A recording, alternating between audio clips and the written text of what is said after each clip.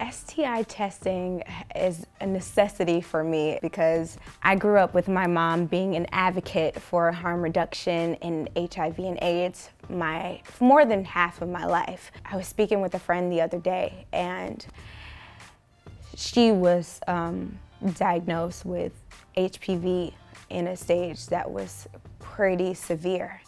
And my first ever sexual encounter without, even though my mom taught me to always use a condom, I did not. And my first ever encounter, I got a scare with HPV, and that terrified me. Hi, I'm Tyomi, a member of the National Coalition for Sexual Health and Pleasure Coach, and today we are going to talk about STI testing awareness. I have been a member of the National Coalition for Sexual Health since the year 2012, and we are an organization of several businesses, companies, healthcare providers, and platforms that are all for informing you and educating you, the public, about your sexual health rights. One of the most common myths that I am trying to debunk as a sex educator when it comes to STI testing is that this is something that is scary and that this is something that you should be afraid of.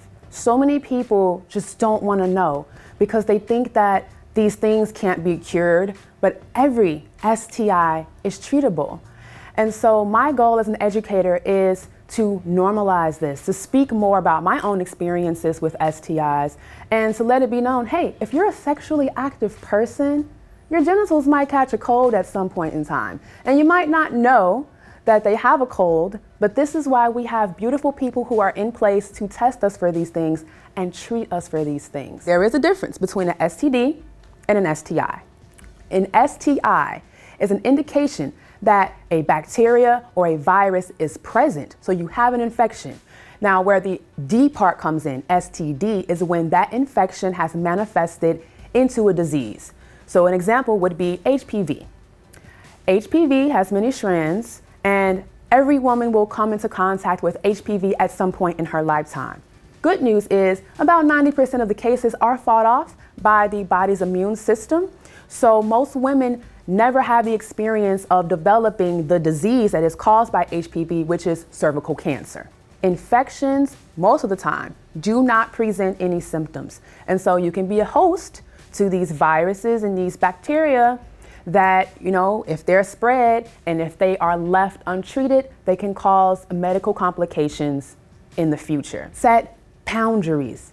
If your partner cannot actually tell you when they were tested, and if they're not willing to get tested with you, I no, swipe left, okay? As a Black woman living with an STD, the main thing that you can do in order to feel confident in your sexuality is to be informed and to take care of your health. The medications that have been created to treat HIV are phenomenal to the point where viral loads are extremely low. The main thing you can do is just be open and honest with your partners when the conversation about sex comes up, because the last thing that you want is to disempower your partners by omitting information. You, as a woman living with a disease, can come in and educate and say, hey, this is me, and this is what a person living with HIV looks like. This is what a person living with herpes looks like. And I still have a full capacity to love. I still have a full capacity to get it in if I want to. And this is what we can do to make sure you feel safe and I feel safe too. So many options out here, different barriers and medications that can be accessed at your local clinics or from your primary care physician or even online from different organizations. A part of having a hot girl summer is also getting yourself tested, knowing your status, because it is your responsibility to uphold public health by taking care of your personal health.